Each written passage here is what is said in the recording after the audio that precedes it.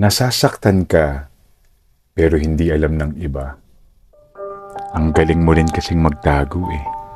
Ngingiti ka, makikitawa, makikipagbiruan sa kanila na para bang hindi ka naaapektuhan ng masasakit na salita, pero sa puso mo lahat tumatama. Tuloy, kapag nag-iisa ka na, habang tahimik na nakahiga sa kama, doon mo iniinda yung kirot kasabay ng pagpatak ng luha sa iyong mga mata.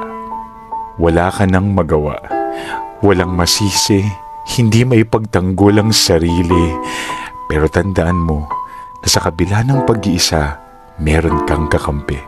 Dahil maitago man sa iba ang lahat ng hindi mo masabi, sa Diyos wala kang maitatanggi. Kaya niyang pawiin ang sakit. Huwag ka lang matakot lumapit. Follow for more.